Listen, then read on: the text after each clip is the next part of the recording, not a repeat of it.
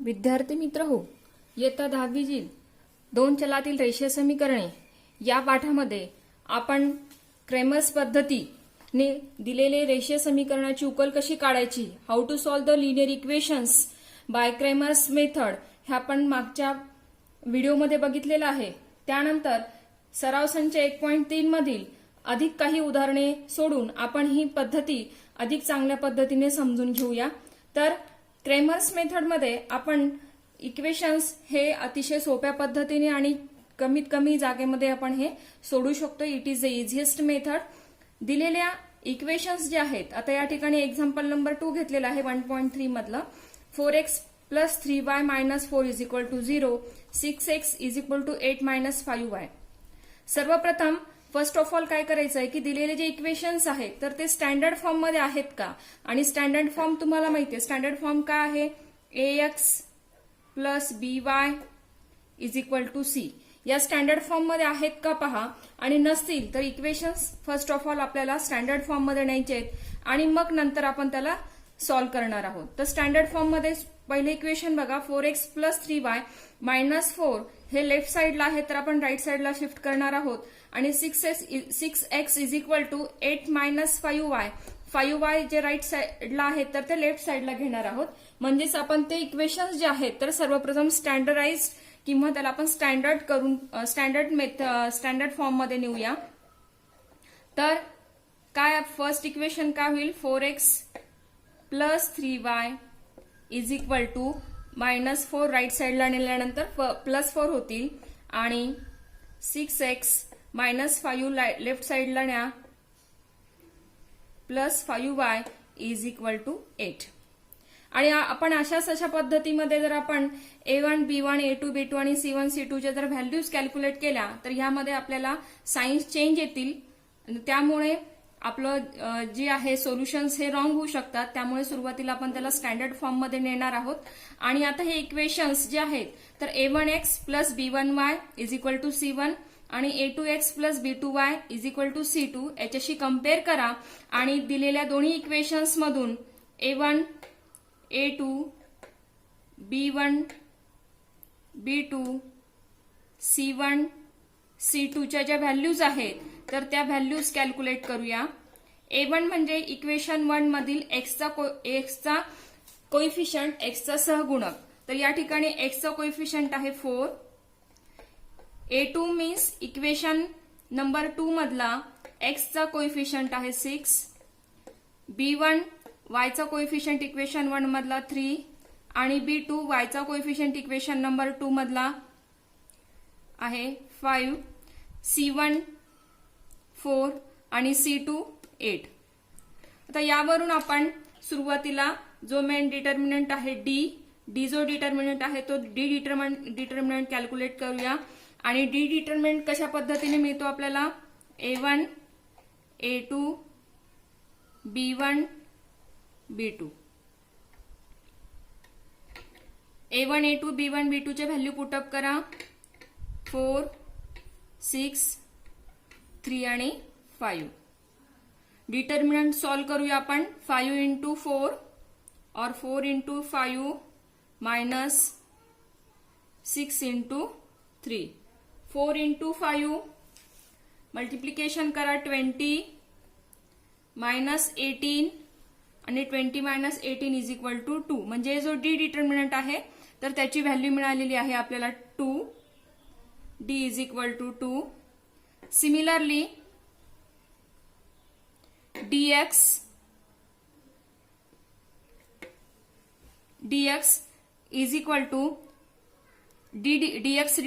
Determinant जो आहे तर आपण तो कसा घेतो, c1 c2 b1 b2।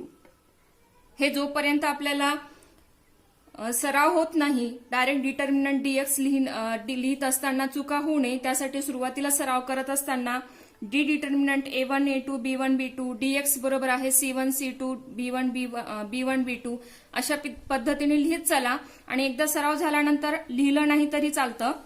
c1 c2 4 8 b1 b2 3 5 हे डिटर्मिनंट सॉल्व करा. 4 × 5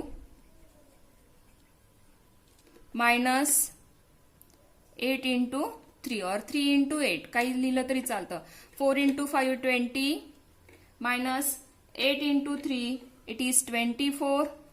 आणि आता 20 मधून 24 मायनस होणार नाही. 24 मधून 20 मायनस करा 4 येईल आणि 24 समोर मायनस साइन असल्यामुळे या ठिकाणी आन्सर काय येईल या ठिकाणी -4. त्यानंतर आपण dy जो आहे तो डिटर्मिनंट dy देखील कॅल्क्युलेट करूया. dy बरोबर आहे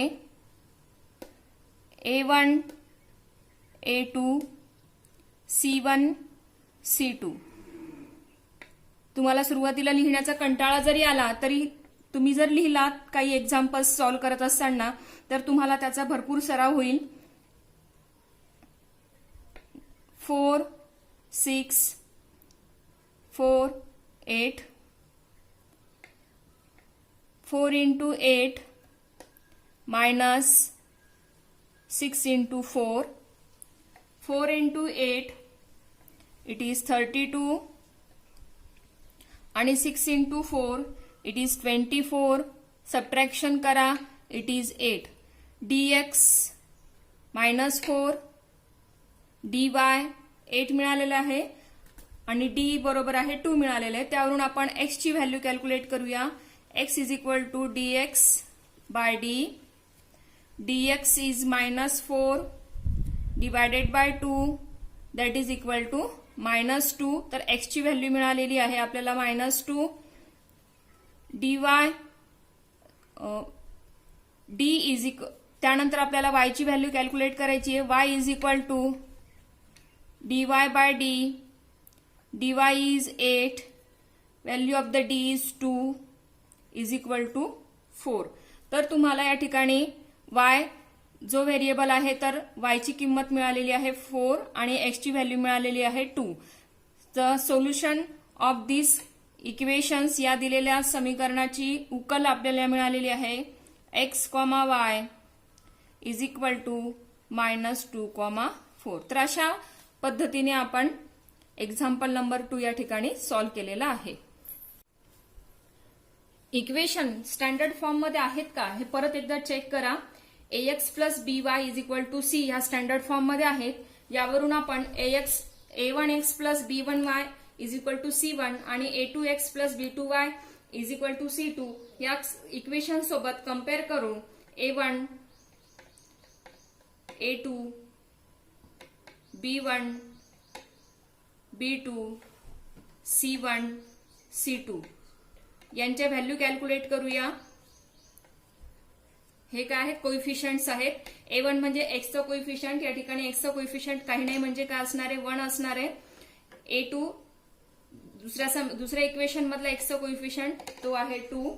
त्यानंतर b1 पहिल्या इक्वेशन मधला y चा सहगुणक किंवा कोइफिशियंट त्याला सहगुणक म्हणतो आपण मराठीमध्ये तो आहे 2. आणि दुसऱ्या इक्वेशन मधला y चा कोइफिशियंट त्याला सहगुणक म्हणतो तो आहे -3. c1 इट इज -1 आणि c2 आहे 12. यावरून सुरुवातीला आपण d जो आहे d कॅल्क्युलेट करूया. d is equal to a1 a2 b1 b2. Value ठेवूया a1 a2 b1 b2 च्या. a1 आहे 1 a2 आहे 2 b1 आहे 2 आणि b2 आहे -3. हा डिटर्मिनंट सॉल्व करूया. -3 × 1 -2 × 2 -3 × 1 इज -3 आणि 2 × 2 इज -2 × 2 इज 4 आणि -3 -4 काय होईल या ठिकाणी दोन्ही नंबर समोर सेम साइन असल्यामुळे त्या ठिकाणी त्यांचं ऍडिशन होईल.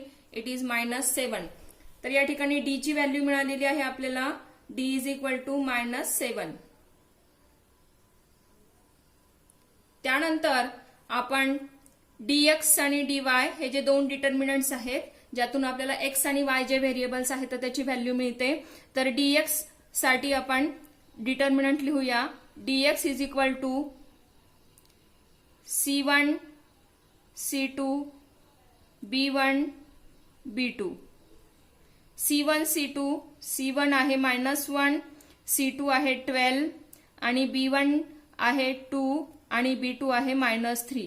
आपण एकदा कोइफिशियंट लिहिल्यानंतर आपल्याला एक्झाम्पलमध्ये किंवा एक्झाम्पल सॉल्व्ह करत असताना डायरेक्ट व्हॅल्यू घ्यायला सोपं जातं. परत परत कम्पेअर करून लिहिण्याची गरज, आठवण्याची गरज नाही. -1 इंटू -3 डिटर्मिनंट सॉल्व्ह करूया. -2 into 12. -3 into -1 minus into minus काय होतं, प्लस होतं. आणि 1 into 3 it is 3. 12 into 2 is 24. 24 मधून 3 मायनस करणार आपण आणि मोठ्या संख्येचा साइन आहे या ठिकाणी. काय येईल आन्सर 21. त्याच पद्धतीने डीवाय कॅल्क्युलेट करूया. डीवाय साठी डिटर्मिनंट लिहा. डीवाय साठी डिटर्मिनंट असेल A1 A2 C1 C2. Sequence जर लिहित असताना जर चुकलो तर या ठिकाणी येणारा जी व्हॅल्यू आहे, तर येणारी डिटर्मिनंटची जी व्हॅल्यू आहे तर त्या ठिकाणी त्याच्या साईनमध्ये साईन जे आहेत तर ते साईन रॉंग होतात, म्हणजे त्याच्या चिन्हामध्ये बदल होतं आणि चिन्हामध्ये बदल झाल्यानंतर आपलं जे सोल्युशन असेल तर ते चुकू शकतं. त्यामुळे सिक्वेन्स हा लक्षात ठेवला पाहिजे की A1 A2 C1 C2. A1 आहे 1. A1 ची व्हॅल्यू आहे 1. A2 आहे 2. C1 आहे -1 आणि C2 आहे 12. डिटर्मिनंट सॉल्व्ह करूया. 1 इंटू 12 -1 इंटू 2. -1 असल्यामुळे आपण त्याला ब्रॅकेटमध्ये घेतलं. 12 इंटू 1 इज 12. 1 into 2 is 2. आणि या ठिकाणी काय येईल, परंतु -2 येईल. Minus into plus is minus.